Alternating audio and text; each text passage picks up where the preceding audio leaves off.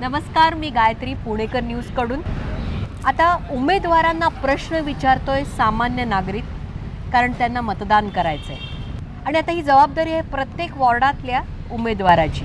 आत्ता आपल्याबरोबर आहेत शीतल विश्वनाथ कांडेलकर, प्रभाग क्रमांक 3 मधून. नमस्कार ताई. नमस्कार. मला सांगा की ओव्हरऑल आता प्रचाराला चांगलाच जोर चढतोय, तर दोन्ही फ्रंट कसं सांभाळताय? घर, प्रचार, ही धावपळ कशी चालली आहे? म्हणजे आता ओव्हरऑल एका स्त्रीला राजकारण आणि घर सांभाळणं फार कठीण आहे. मी स्वतः त्यातून अनुभव घेते आहे. कधी कधी असं होतं की फॅमिलीला जेवणही मी बनवून देऊ शकत नाही, अशी वेळ कधी माझ्यावर येते. परंतु मी माझ्या समाजकार्याला पहिलं महत्त्व देते. माझे घरचे लोक मला सपोर्ट करतात, माझ्या फॅमिलीचा सपोर्ट आहे, म्हणून हे सगळं होत आहे. तो सपोर्ट तर पाहिजेच. जेव्हा तुम्ही हा निर्णय घेतला असेल तेव्हाच तो सपोर्ट आपण गृहीत धरलेलाच असतो. ओव्हरऑल आम आदमी पार्टी पहिल्यांदाच पुण्यातनं निवडणूक लढवती, तर पर्टिक्युलरली प्रभाग क्रमांक 3 मध्ये काय वेगळा असा अजेंडा आहे आम आदमी पार्टीचा? प्रभाग क्रमांक 3 जर तुम्ही बघणार तर इथे विविधता आढळते आपल्याला. इथे स्लम आहे, येस, मिक्स क्राऊड आहे. इथे तुम्हाला स्लम आढळेल, परत तुम्हाला उच्चभ्रू सोसायटीज पण इथे आढळते. हा जो आउटसाइडर पण आहे, पुणेकर पण आहे, तिथले जे पहिल्यापासून पुण्यात राहतात ती लोक पण आहेत. तर यांच्या समस्या ॲक्च्युली वेगवेगळ्या आहेत. तर आपण जर स्लमकडे लक्ष दिलं तर स्वच्छतागृहांचा अभाव आहे इथे खूप मोठ्या प्रमाणामध्ये. त्यानंतर जे आपले मी आम आदमी पार्टीची एज्युकेशन विंगची शहर अध्यक्ष आहे. मी जेव्हा पुण्यातल्या मनपाच्या शाळा बघते त्यांची अवस्था मी स्वतः बघितलेली आहे. तर ती जी दुरावस्था शाळांची झालेली आहे, जिथे महानगरपालिकेच्या शाळांमध्ये आपल्या स्लममधलीच मुलं जास्त शिकतात, तर त्या शाळा कशा सुधारतील माझ्या प्रभागातील? मी ॲक्च्युली पूर्ण पुण्यातल्याच बघते. तर कशा सुधारतील यावर मी लक्ष केंद्रित करणार आहे. आणि शिक्षण मी त्यांना जर व्यवस्थित देऊ शकते तर हीच खूप मोठी मदत स्लमसाठी माझ्याकडून असणार आहे. या बेसिकली प्रभाग 3 मधल्या टॉप 3 प्रायोरिटीज किंवा टॉप 3 असे कोणते प्रॉब्लेम आहेत ज्याच्यावरती तुम्ही पहिल्यांदा कॉन्सन्ट्रेट करणार आहात? येस. इथले विमाननगरमधले प्रॉब्लेम जर तुम्ही बघितले किंवा प्रभाग क्रमांक पूर्ण 3 मधले, तर इथे इलिगल हॉकर्स खूप मोठ्या प्रमाणात आहेत आणि त्यामुळे खूप समस्या निर्माण होते. आता तसं आपण बघितलं तर फुटपाथ ही सामान्य माणसाला चालण्यासाठी असते. जेव्हा सामान्य माणूस रस्त्यावर चालतो, फुटपाथ जर फुल असेल तर रस्त्यावर चालतो, तर ऑब्व्हियसली गाड्यांची गर्दी असते, त्याच्यामुळे ट्रॅफिक वाढते. रस्त्याच्या दोघं साईडने P1 P2 जे आपण दिलेलं आहे आरक्षण गाड्या लावण्यासाठी, ते होत नाही आहे. लोक दोघं साईडला गाड्या लावतात, त्यामुळे इथे ट्रॅफिकची समस्या पण पाठीमागेच आहे. तुम्ही इलिगल हॉकर्स बघू शकताय.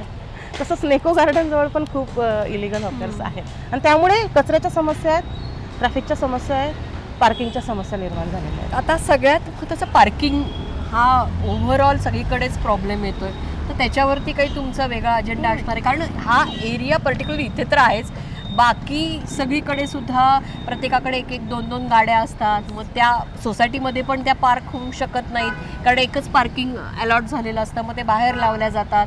मग सगळ्या ह्या गोष्टीचा सगळा केऑस निर्माण होतो. ॲक्च्युली येऊन गेलेला कोविड हा खूप मोठा प्रश्न आहे. तेव्हा लोकांनी गाड्या खरेदी केल्या आणि आपापल्या गाडीत जाणे त्यांना पसंत असतं. आणि सगळ्यात महत्त्वाचा मुद्दा आहे रोजगार. रोजगारासाठी पुण्यामध्ये पूर्ण महाराष्ट्रातून लोक येतात, महाराष्ट्राच्या बाहेरून येत आहे. एवढी गर्दी जर झालेली आहे तर आपल्याला पार्किंगची समस्या निर्माण होणार. बरं, मला सांगा की पार्किंग तर आहे, तुम्ही आता आपण म्हटलं की हॉकर्सचा प्रॉब्लेम आहे, पण सगळ्या ओव्हरऑल मी जेवढे आता इंटरव्ह्यूज घेते, प्रत्येक वॉर्डातला सगळ्यात बेसिक प्रॉब्लेम आहे म्हणजे पाण्याचा. हो. तर तो पाण्याचा प्रॉब्लेम या एरियामध्ये पण आहे. तो तुम्ही कसा सोडवणार आहात? पाण्याचा प्रॉब्लेम इन द सेन्स की लोक वाढत आहेत आणि त्या पुरवठा तसा, मागणी तसा पुरवठा होऊ शकत नाही एक. आणि जे आउटसाइड्स आहेत, म्हणजे आता उंदरी वगैरे या एरिया आहे, वाघोली आहे, तिथे टँकरनी पाणी पुरवठा करायला लागतोय. म्युन्सिपाल्टीचं पाणी नाही आम्हाला मिळत, मी त्याच भागामध्ये राहते. त्या अनुषंगाने तुम्ही काय सांगा? ॲक्च्युली म्युन्सिपाल्टीचं पाणी येतं, पण इथे टँकर जो आहे त्याच्यामागे एक राजकारण आहे, त्याच्यामागे बिझनेसेस आहेत आणि ही मॅनमेड प्रश्न आहे हा पाण्याचा पुण्यामध्ये तरी. आणि त्या मॅनमेड प्रश्न निर्माण करून इथे जो टँकरचा बिझनेस आहे ना, तो चालतो आहे, असं मी स्पष्ट इथे म्हणेल. बरं, एक महिला उमेदवार म्हणून ओव्हरऑल महिलांसाठी सुरक्षितता एक ऐरणीवरचाच प्रश्न आहे तो, किंवा त्यांना काही रोजगार मिळवून देण्याच्या दृष्टिकोनातून. आता इथे पण बऱ्याच लेडीजचं आपण बघतो की त्या हॉकर्स म्हणून पण काम करतात. काही गृहिणी आहेत, त्यांना सुद्धा स्मॉल स्केल स्वरूपामध्ये बिझनेस सुरू करायचे आहेत, तर त्यासाठी योग्य गाईडलाईन त्यांना हवी असते किंवा प्लॅटफॉर्म हवा असतो. अशा रीतीने काही तुमच्या डोक्यामध्ये आहेत का प्लॅन? पहिले आपण सुरक्षिततेच्या बाबतीत जर बोलायचं म्हटलं तर आता मागेच 2 वेळा इथे कोयता गँग वगैरेचा प्रश्न निर्माण झाला होता आणि रात्रींचं, त्यामुळे रात्री महिला बाहेर निघायला खूप मोठा प्रॉब्लेम होतो.